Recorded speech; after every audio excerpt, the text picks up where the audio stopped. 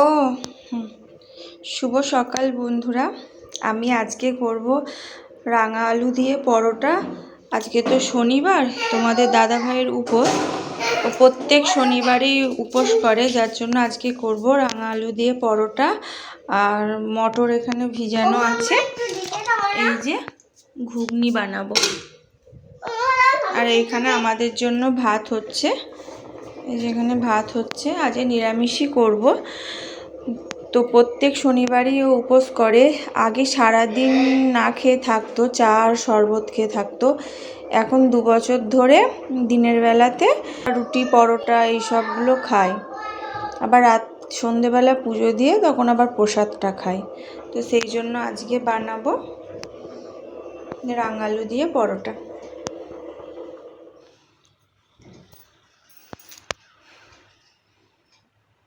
একটুখানি বেল খা, একটুখানি বেল খা, একটুখানি খাও। কেন বমি করবে? না না, বমি হবে না, একটুখানি খেয়ে দেখো। দাদা খেলো, তুমি একটুখানি বেল খাও। খাও। কেন?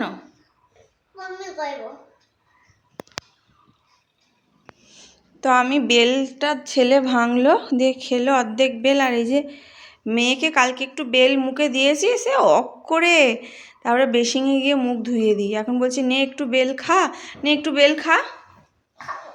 খা না, আমি মানাকে খাইয়ে দেবো। কাকে খাইয়ে দেবো বেল? তুই খাবি না? মানা খেলো তো। বাপি এসে গেছে।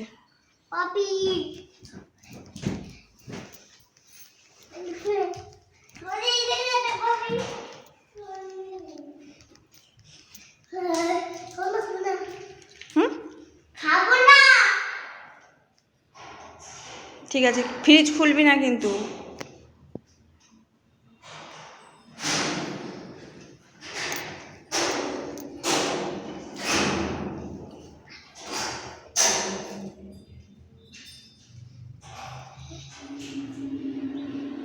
আমার রাঙা আলুর পরোটা হয়ে গেছে। আর এই যে কড়াই 3টে আছে, একবারে করেই নিয়েছি। ঘুগনিও হয়ে গেছে, এই যে ঘুগনি আর চাটনি। আর তোমাদের দাদা ভাই জিরাটে গেছিলো একটু পয়লা বৈশাখের বাজার করতে। তোমাদের দাদার এখনো খাওয়া হয়নি, কারণ ও গেছিলো জিরাটে বাজার করতে, খাতা কিনতে। তো খাতা কিনতে গেছিলো, তো ওখানে মনে হয় খাতা পায়নি কি যাই হোক। তো আবার ফোন করে বললো যে আমি কালনায় যাচ্ছি, তোমরা খেয়ে নেবে। ছেলের পড়া আছে 3:30 থেকে, ওই জন্য ছেলে বলল মা আমি ভাত খাবো না, আমাকে পরোটা আর ঘুগনি দাও, বাড়ি এসে খাবো, খেয়ে পড়তে গেলে ঘুম আসবে। আমি ভাত খেলাম, আর তার আগে মেয়েকে দুধ দিয়ে ভাত খাইয়ে ঘুম পাড়িয়ে দিয়েছি। আমার খাওয়া হয়ে গেছে, থালা ধোয়া হয়ে গেছে, উপরে ছাদে জামা কাপড় ছিল, সব গুছিয়ে নামিয়ে আনলাম। এখনও তোমাদের দাদাভাই বাড়ি আসেনি, ও এলে তারপরে ওকে খেতে দেবো। আর আজকে আমাদের এখানে সকাল থেকে কারেন্ট ছিল না, কারণ কালকে রাত্রিরে প্রচুর ঝড় হয়েছে। আর বৃষ্টি সেরম হয়নি, অল্প মেঘ ডেকেছে, কিন্তু প্রচুর পরিমাণে ঝড় হওয়াতে না ইলেকট্রিক তার মনে হয় ছিঁড়ে গেছিলো। ওই আমাদের এই বাড়ি থেকেই দেখা যাচ্ছে, ওখানে দেখলাম ইলেকট্রিক অফিস থেকে এসে লোক এসে ছাড়াচ্ছিল।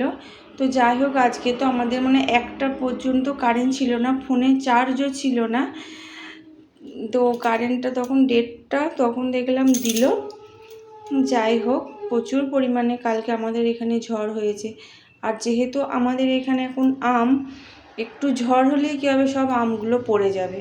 যাই আমগুলো যাই হবে তখন ঝড়টা শুরু হয়। কতবার যে ঝড় হয়ে গেল, কত আম যে নষ্ট হলো, ছোট ছোট আম। এখনও যা আছে জানি না কতগুলো থাকবে, কারণ এখানে সবটাই বেশিরভাগই দেখেছি আম গাছ। তো আমি জামা কাপড়গুলো সব গুছিয়ে নেব। মেয়ে ঘুম পাড়িয়ে দিয়েছি মেয়েকে, মেয়ে ঘুমোচ্ছে। সব জামা কাপড়গুলো ভাঁজ করে নেব। আমি ভেবেছিলাম যে আমারও একটু কেনাকাটা আছে, তো তোমার দাদাভাইয়ের সঙ্গে যাব, কিন্তু আমার কাজ গুছিয়ে আমি উঠতে পারিনি, যার জন্য যাইনি। আর আমাদের জানলার এখানে দাঁড়ালে না এত হাওয়া, যেহেতু মাঠের ধারে বাড়ি আমাদের, খুব হাওয়া, পাখা চালাতে লাগেই না।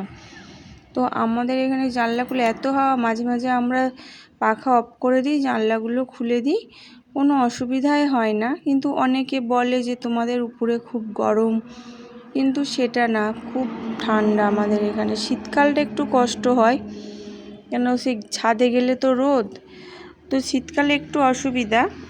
গরমকালে এমন বিশেষ কোনো অসুবিধা হয় না। ওই যে পাশেই মাঠ, গরু চড়ছে,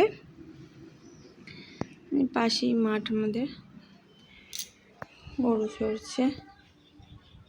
এই যে কুমড়ো ভাঙছে, ওই জমিতে অনেকগুলো দেখছি কুমড়ো হয়েছে, খুব কুমড়ো হয়েছে।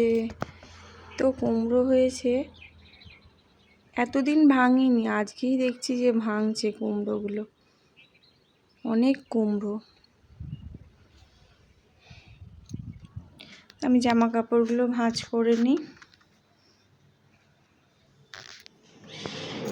আজকে না একটা দাদা জমিতে চাষ করেছিল, এই যে লাউ দিয়েছে আর এই যে অনেকগুলো টমেটো দিয়েছে। তো তার মধ্যে আমি আজকে অনেকগুলোই চাটনি করে ফেলেছি, আর একটা পেঁপে কাটা হয়ে গেছে, আর এই যে আর একটা পাকা পেঁপে আছে। কত বড় লাউ! এই যে গোটা মুসুরি কিনেছিল তোমার দাদা, ও তো গোটা মুসুরি দিয়ে লাউটা সিদ্ধ করব কালকে ভাবছি। গুড়ের কৌটা তখন বার করেছিলাম চাটনি করব বলে, যেহেতু আমরা আখের গুড়ি বেশি খাই, তারপরে আমরা আর ফ্রিজে রাখা হয়নি, বার করেছিলাম দিয়ে আর রাখা হয়নি। কারেন্ট ছিল না বলে আরোই রাখিনি, তো গুড়ের কৌটোটা রেখে দিলাম।